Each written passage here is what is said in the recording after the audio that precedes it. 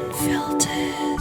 Like you're in another world, like you zoned out. Hello and welcome to Unfiltered and to Startup Storytime.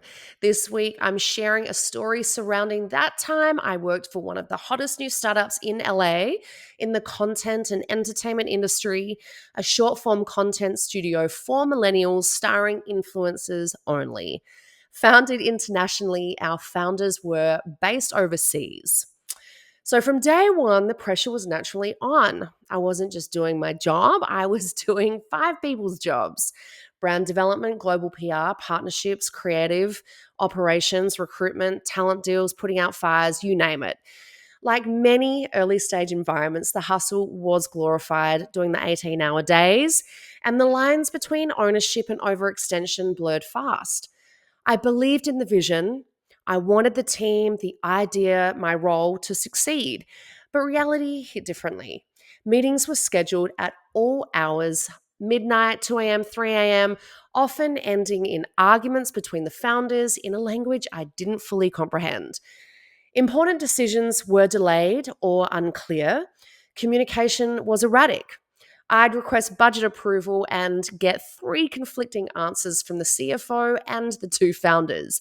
I was running on empty during the 18-hour days, trying to drive strategy in chaos. Eventually, the company shuttered. Does that surprise you? Why? Well, the founders couldn't align. One was obsessed with data, the other with brand and marketing. Both naturally wanted control, but neither was willing to compromise. The investors lost confidence, and the US arm had to shutter. I was devastated. I'd given everything: all my time, my health, my dog walks, my dating life. I burned out and I blamed myself. But here's what I learned and what I hope you can take from this as well. You can obviously only control what you can control. You can only stay in your lane, be consistent, and do your best to overperform just a little bit. You can give your best, but you can't carry an entire company on your back, especially when the leadership is fractured and it's simply not your job to. Founders build the foundation, but if it's cracked, it doesn't matter how hard you try to hold up the walls to it, it will collapse. And self blame distorts reality. Imposter syndrome disconnects you from your actual contributions. Both are forms of self sabotage dressed up as responsibility. And so the learning, well, naturally, your worth is not measured by the success or failure of the systems around you.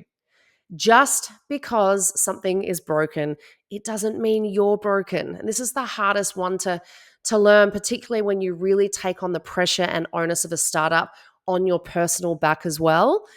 You can be as talented, capable, and deeply committed and still work in a flawed or failing environment, no matter how hard you personally try. So, real confidence isn't about perfection or outcomes. It's about knowing you showed up, gave your best, and walked away with your integrity intact, even when the results weren't in your control.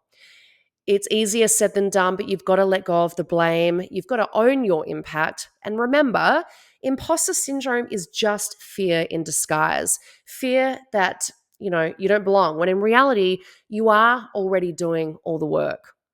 In hindsight, I now see it for what it was. It was just a job, an experience, a company, a startup, a business experiment. Not my identity, not my fault, and most importantly, obviously not my responsibility to save. So, wherever you are in your startup journey, you have to protect your energy, define your boundaries, and remember, even when you care deeply, detachment is sometimes the greatest form of clarity. I wish you all the best in your startup journey. Stay strong, stay unfiltered, but put those boundaries in place. And remember, it's not your entire problem or fault to run successfully see a startup succeed. All the best. Unfiltered. Like you're in another world, like you zoned out. You know what I'm saying?